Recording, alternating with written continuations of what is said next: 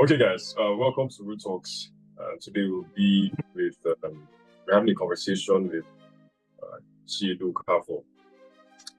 He's a fitness enthusiast. He's a fitness trainer as well. You can find more of his work on Instagram as Okafor. Right. So yeah, man, it's nice to have you on, man. As you know, it's been a long time coming. We've had we've not really been able to schedule a meeting, but thankfully we have been able to have one. It's really nice to have you on, man. Thank you very much. My pleasure, bro. All right, man. So just to jump straight into it, talking about fitness, right? Yes. Having a background in something else, which is mechanical engineering school, and then coming out and then having this newfound passion, for fitness. What would you say sparked that interest? Okay, Favor, like you rightly said, I studied mechanical engineering in school. During my time in school, I was not really fitness inclined, apart from football I played. I was a football enthusiast, as I can remember. I played a lot of football then in school, but I was not looking out for my general fitness. Basically, I was just doing the football for fun. When I left school, at the beginning of my service year, when I was in camp, okay, let me take it back a bit. During the period where we were about graduating from school, I started doing push-ups, and I was getting consistent with the push-ups, but it was just push-ups. I wasn't training any other part of my body. I was just doing like 30, 50 push-ups daily, So getting to camp, I found out that, and I was pointed out as the person that looks like the most fit person in the platoon. So I was handpicked as Mr. Macho. Because of that reason, my platoon commandant, he made sure that I trained every day with the soldiers. So while guys were doing their Saeed, I was in the barracks training with them. Soldier Kelvin, Soldier Abubakar, wonderful people. So I did we were doing this kind of circuit training where one person is doing push-ups, the other person is doing squats, one person is skipping, the other person is training abs. So we keep going like that. We're about 4 of us, 3 guys and 1 lady. So we kept going on like that. We did that for like 2 weeks straight up. So I could see the difference in my physique, in my day-to-day life. I could see that my digestion was even better. I could move better, my mobility, and I was looking better, of course. Then let's even talk about the social aspect, my confidence, being able to relate with anybody. I ended up being commandant during my time in camp. I was Mr. Macho, I was Mr. Handsome. I took second in Mr. Macho. I tried my best. So coming back to Lagos, I was in Lagos then. Coming back to Lagos, I saw that, okay, this was the path I've already chosen, and I had to continue doing that path. I didn't have a gym subscription at the beginning of 2022, so I just continued with the body weight exercises that soldiers put me on. I was skipping, I was doing my push-ups. But because I was serving then, I didn't have the luxury of being at the gym or doing all those things every day. So I had a particular day, my day of CDS, I will train a full body work. I had an app I was using, different kinds of push-ups, burpees, skipping. But every day, I was still doing my daily 20, daily 30 push-ups. And the differences were, the difference just kept, the improvement just kept coming. I just kept seeing the changes, and you wouldn't see the changes. People around you that will start telling you about the changes. So people started telling me, bro, you're losing weight, you're looking better. I'm like, okay, this is something. I went ahead to get a gym subscription around April, I think March, April of that 2022. And that was where the fitness journey started. After 2 or 3 gym, hitting it hard. Then when I come back from work, I was working shifts. When I come back from work, whatever shifts I work, I go to the gym to train, try to get in my daily an hour or daily 2 hours, at the gym. Even if I was not putting in maximum efforts, but I was still seeing those changes. And that's what led right up. Yeah, man. So I can understand, you're looking good and people are complimenting you. You're getting all these positive improvements in your life, even as well as physically, right? When would you say that you had the first thoughts of being a personal trainer? Because you can, on one hand, you can have it, sort of personalized, and then to sort of take that and it's not just something that I want to do for just myself. I want to see this in other people. So like, when was the first time you thought that personal training was something that you would take seriously? Okay, thank you very much for your wonderful question. This was in November 2022, about 8 or 9 months into my consistent fitness journey. So by that time, I had already reached, I wouldn't say peak physique, but I was shredded. I was more confident. I was, in fact, my life had changed. It was like a very fast change, in my life. So I was like, if this can happen within a very short period, why are people sleeping on it? I have to bring it to the notice of everyone around me, at least my basic community. So I started dragging along my cousins, started dragging them to the gym with me. My friends, my close friends that were living with me then. I dragged them, people like Tamara, Henry. I dragged those guys to the gym with me. We started working out together, even if they couldn't stay very much consistent. But they saw that the fitness has its own advantages, and it was much more the physical, um, the positive physical changes that you could see. I mean, it affects every area of your life. Your thinking starts becoming more clearer, and research has even proven that fitness is the best antidepressant. So once you are fit, once you are working out, once you exercise regularly, your whole life starts changing. So once I achieved that in November 2022, I started to make it. That's when I created this page of Okafor_fitness and started posting about fitness content, trying to create more awareness that going to the gym is much more than just going to pick up weights. It affects the other areas of your life, and that was it. That's how it has Yeah. been so now. So you still have the 9 to 5, don't you? So I mean, Yeah, I do. yeah. So so I'd just like you to sort of put us through how, because I'm assuming that would be an obstacle for you in a sense, but I would just like you to tell us what obstacles that you might have faced, along the journey, your own personal fitness journey, and how you overcame or you're currently overcoming it. Okay. Very good question, actually. Very, very good question.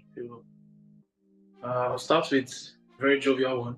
So once you start working out, you have to know that your money is going to be, you have to start cutting your money. Because these gym subscriptions, gym wears, you have to start getting very much ready to start doing lots of laundry because you're sweating on different clothes every day. So that was one of the obstacles, by the way. But another obstacle in fitness is once you start, there's no going back. And the first 2 to 3 months are the worst parts of the journey. I'm speaking on my own, based on my own experience. The first Yeah. those months are all about pain, without seeing any major gain. So you're going to the gym. You go to the gym for the first month. You're working chairs. First of all, you're clueless on what to do when you get to the gym. Some people have this inferiority complex when they get into the gym for the first time, seeing very fit people everywhere doing their thing, trying to do what those people are doing, but failing at it at the first few attempts, and that's okay. But some people after that experience, they're like, "Oh, the gym is not for me. It's just not for me." There was nothing for anybody in this world. Everything anyone is doing here, nobody was good at anything at the first try. So that those first things are all about pain. You have to endure a lot of pain. You're not seeing any gains. But after the first 2 to 3 months, people start seeing changes. You start seeing the changes. You start moving better.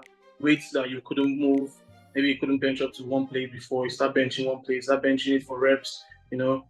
That is the advantage of staying consistent. But another obstacle I experienced was as a drilling engineer that I am, I'm always around, and majority of my work is at out of town locations. They are out of town locations. I don't have these gym facilities that you need to stay fit.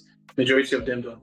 So I was able to get push-up handles. I was able to get dumbbells I travel with, and I try to do my push-ups to just stay consistent. But it's all about the consistency, not the intensity of the workout. So I travel a lot, so I have to travel with my push-up handles, my ab rollers, and that can be an obstacle for anyone that has this kind of job I'm doing, or even has a steady 9 to 5. It takes a lot of go to work through the day, take all that shit or all that, all the wonderful things, then coming back, instead of going to shower, rest, and eat, you're coming back to put your body under more stress. So that's a bit. Yeah, man, I really like that because talked about consistency, because personally, I believe anything that's worthwhile, anything that you're doing, I believe that consistency is what matters, and not just doing a whole lot at once, but like taking it step by step. consistently, that's when you actually get results. Yeah, I 100% agree with that. What would you say? I mean, beyond aesthetics, like what are the, what are benefits that you would say surprise you in clients or yourself? Okay. So I would like to use myself as a case study for now. I'll start by using my. One of the major advantages of working out, one of the major improvements I saw in my life when I started training was my confidence. Confidence was it did like 100x, 10x, 100x kind of change.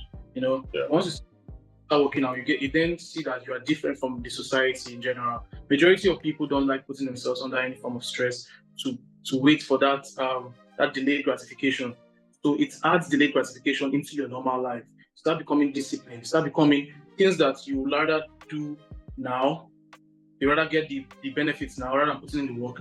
You now, when you're fit or when you start getting consistent with your fitness, you start putting those hard things first. So I'm going to use a very basic example. Majority of their beds when they stand up when they wake up in the morning. Once you start getting fit, those little things matter. Laying your bed. You lay your bed and you go out, regardless of how bad your day was. When you come back and you see your bed laid, you still have some kind of rest of mind that tomorrow is going to be better. You start arranging your surroundings, you start becoming more organized, you start even becoming more of a leader. Because when you train and when people see that you're fit, they immediately have respect for you. And it's then left to then arrange that respect or put that respect in whatever way you want it to be. So it improves your start being able to talk better, start being able to relate better with people. It improves your mental health, like I said before. It's the best antidepressant, that's exercise.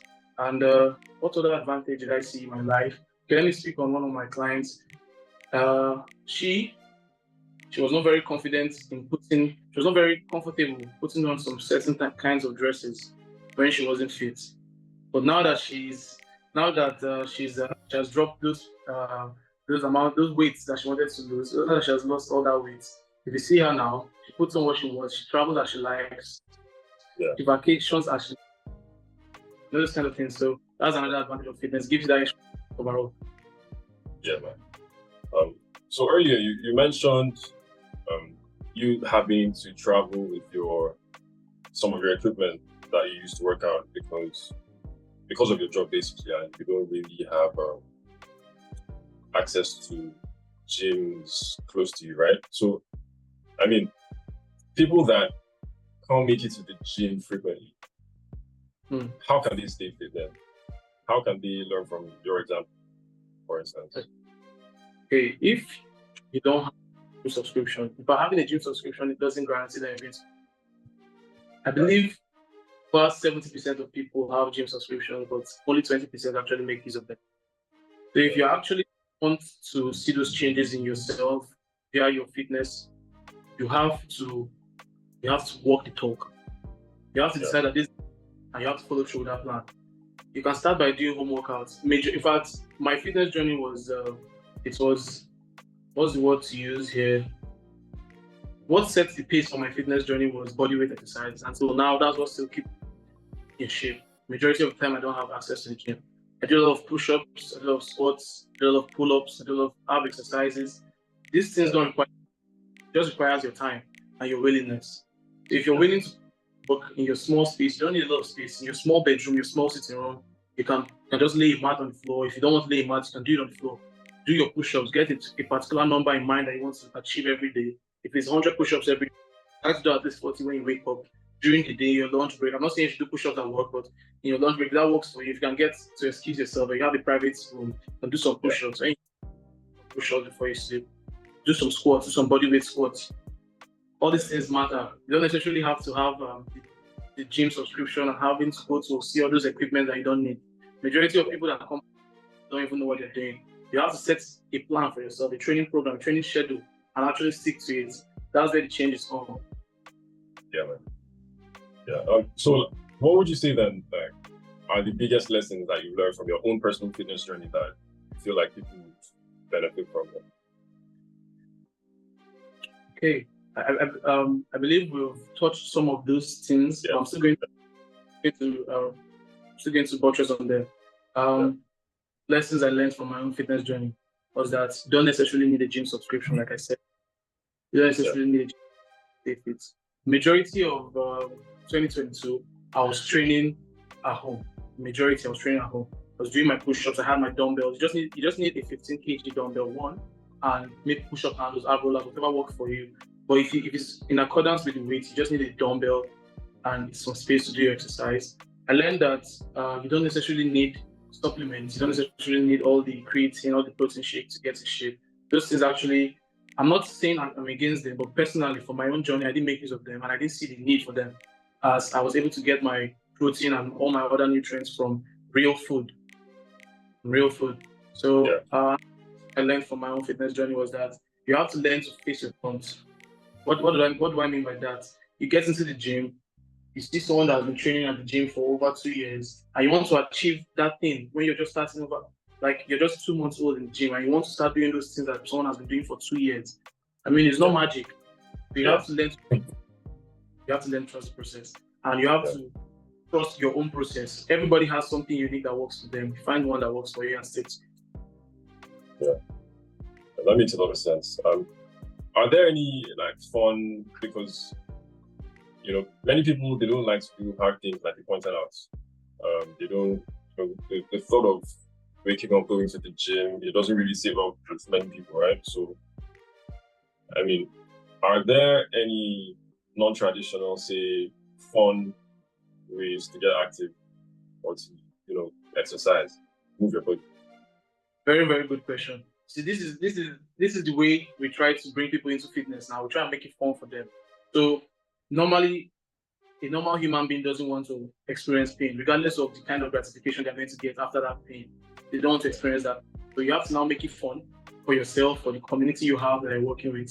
So like now, people do a lot of dance classes, a lot of aerobics. People love to dance. People love to learn to dance. So that's one fun way of exercising. Another fun way you can make use of, like myself, what I do, I have a particular number of push-ups. I love doing push-ups. If you see my knuckles, I do a lot of knuckle push-ups, and that's my own fun. So I have different variations of push-ups I do. If a particular day comes and I don't feel like I'm not up to it going to the gym, I drop down to my push-ups. And another way to make workout fun for yourself is the rewarding method. So say you set a plan to work out for 2 weeks, and every day you're able to stick to the plan for those 2 weeks. At the end of the 2 weeks, you can reward yourself with a cheat meal, and reward yourself with anything that you like, depending on your hobbies, and reward yourself with going out, having a drink, So that reward system works. So that's just it. So are there any words or notions that have helped you navigate through, the space in general, in life, right? Are there any notions or words that you live by? Yeah. Like I said, no pain, no gain. Tough things actually of value. These things have no value. And if anything you want to achieve, you achieve it very easily. I doubt that thing will last very long. If you look at it, let's go back to general basic life. You have a degree in building technology. You didn't get that degree in 1 year. You didn't get it in 2 years, in 3 years. It took about 4 or 5 years to get that degree. So it took time, it took painstaking effort. So I live by that: no pain, no gain. And that's in life, basically. It doesn't necessarily have to be pain. You have to suffer through something. If you're trying to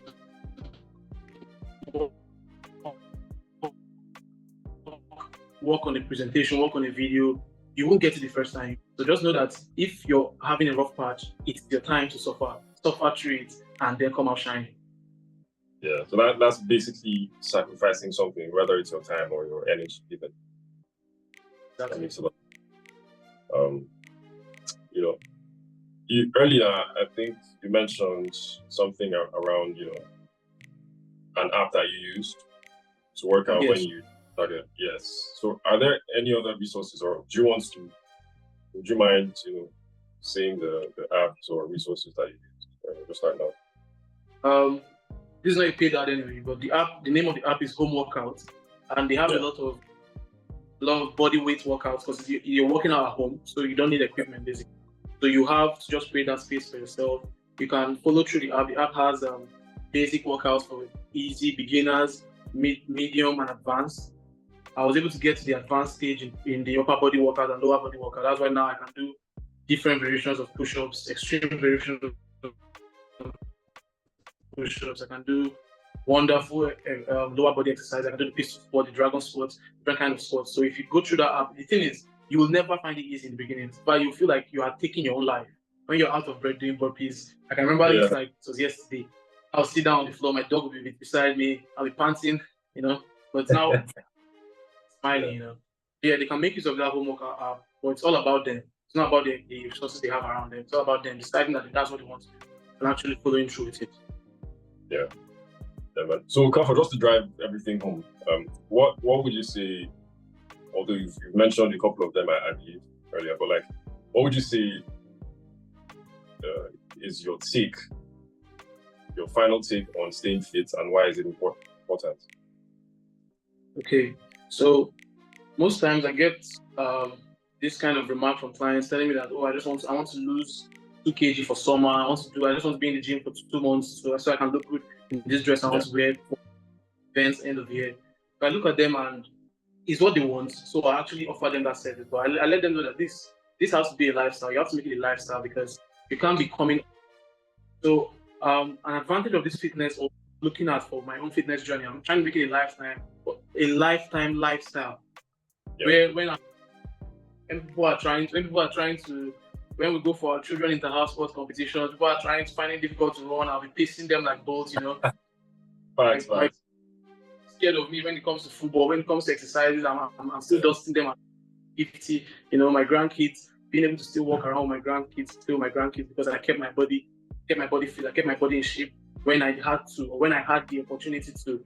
So this thing is not for the now, it's not for the good looks, it's not for the compliments, it's not for the confidence, the primary confidence that you're going to get from working out or being able to stand out. It's for your future, basically.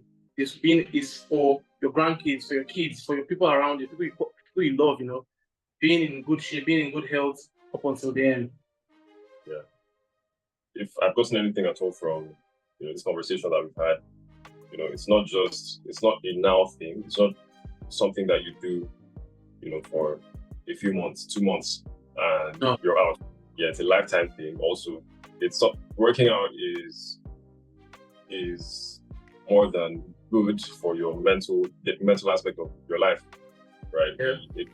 It puts you in a different, better mental space, right? Yeah. And, consistency is key. Yes. It's the best source of endorphins. It's not scrolling on Instagram. It's not watching movies. It's the best form of endorphins. The best form of... Okay, in fact, myself, I'm still trying to get my cardio in. I don't think I'm still trying to get my cardio in as we're having this meeting, as I'm doing now.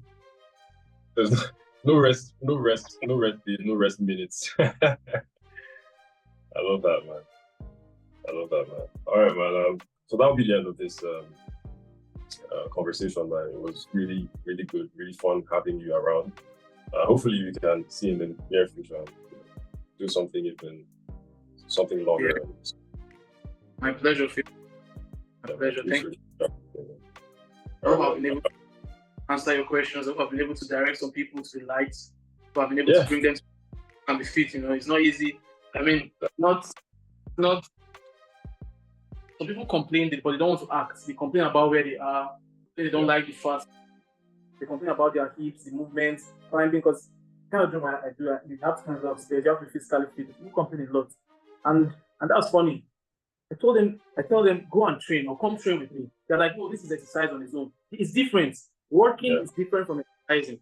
Working is different from exercising. So you have to be intentional about it, basically. Stay fit. Yeah, man.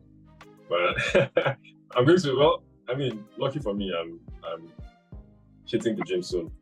Like from next month anyway. Nobody should know that, but when you see me getting bigger. Right from time, you've been a fit fan. I remember the time you used to do. I remember those videos then. They did push. I think it was lockdown or 2019. It was lockdown, yeah. But the thing is, I've lost a lot of weight, man. I've lost a whole lot of weight. I just started doing push-ups a couple of weeks ago, just because I'm planning on going back to the gym. But yeah, man. Thank you. Personally, I'm sure that these things that you said would act as, some sort of motivation for even myself. So yeah, man, it was really nice having you on, man. Thank you. You so. All right. Have a nice day. Too, man.